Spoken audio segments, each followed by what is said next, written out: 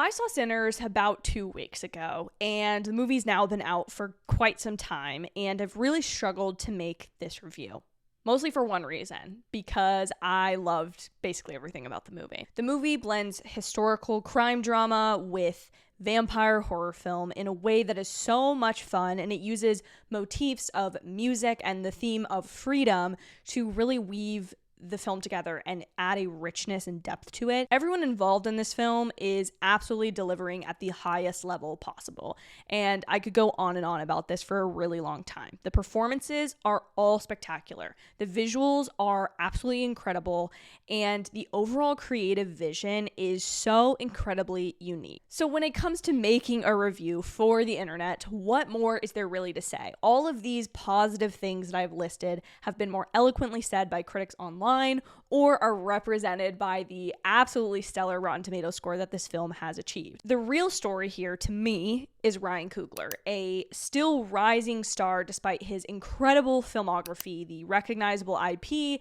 the absolutely incredible reception, the Oscar nominations. This man is truly a Hollywood icon in the making. And he has created here a truly original story with a studio budget and made it profitable, made it something that audiences want to go see. And I want to talk about why that's so interesting. He's used his trust from the film industry through his past films that have made so much money and got him critical acclaim, as well as his trust with audiences. The beauty of film is that it shouldn't just apply to critics or people with film studies degrees like me. It should be something that the entire population can talk about to varying levels of interest. And I think what's really cool here is this was the first time I've noticed a film in a while that beyond the film Twitter, cinephile, critically online film community, this is the first time I've ever heard somebody who I don't believe was a critic comment on how excited they were to see a Ryan Coogler film, to actually mention the director. Now, I think Chris Nolan, this might apply in the same way,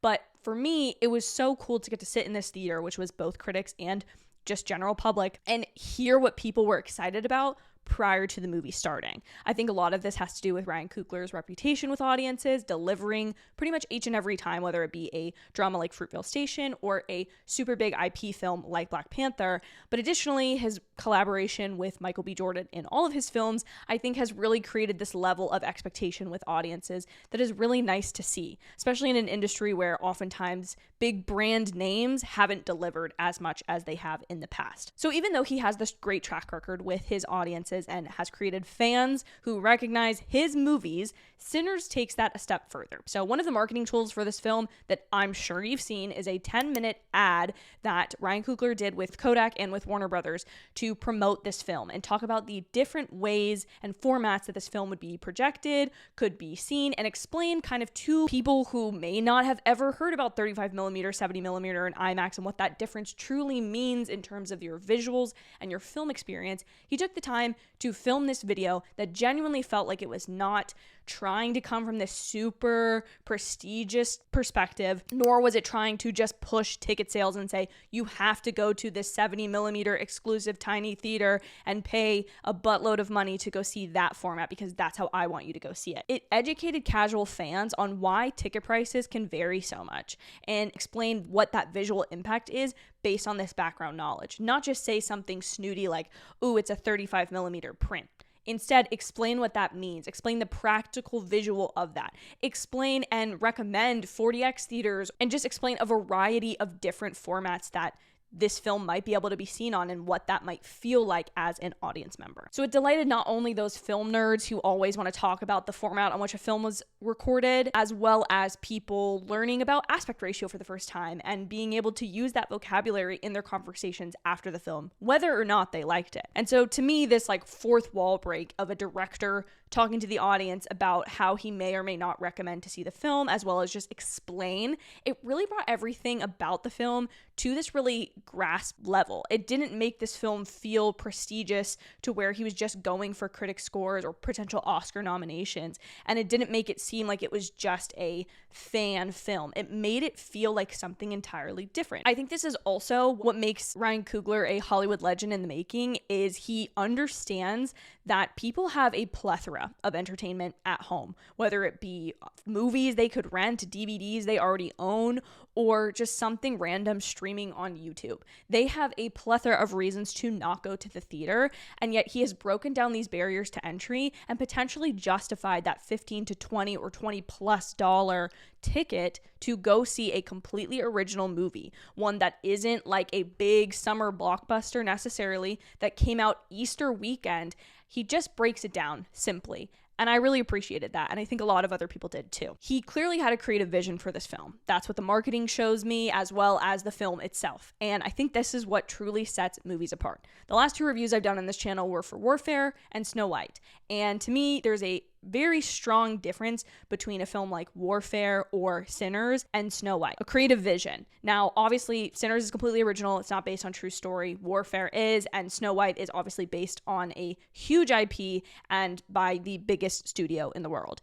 And obviously, all of these films have varying degrees of budget, talent involved, people behind the camera, but I think what audiences are craving, if Sinners tells us anything, it's that audiences are craving a creative vision from a director who does not think himself better than an audience, who does not feel that his film should only release in certain markets or be limited access. He wants people to experience his story. He has a passion for the reason he's telling the story. The themes there are important to him, and he's willing to take the time to break this down. And obviously, this is a very hopeful perspective. Somebody might say oh, Ryan Coogler is just trying to promote Kodak, or he got paid and maybe they paid funding for the film. I don't care. To me, it was all done in good faith and it looked good to viewers. And that is the kind of marketing that movies need. As we saw with Snow White, there's always going to be negative press or controversies surrounding film and talent and directors and just the industry at large. And so when you can break those barriers down as a director like Ryan Coogler has with Sinners,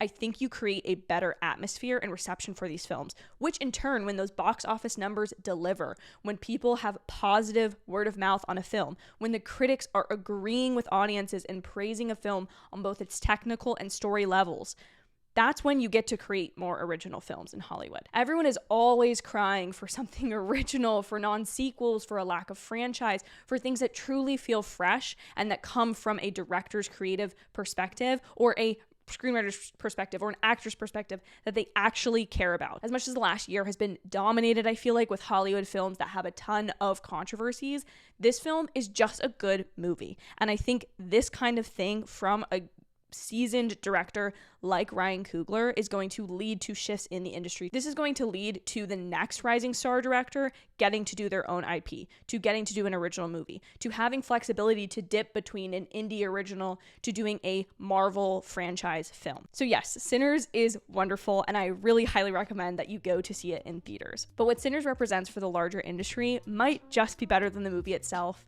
and even better than Michael B. Jordan in that white tank top while he fights off those vampires. Thank you so much for watching. I'll see y'all in my next video. Bye.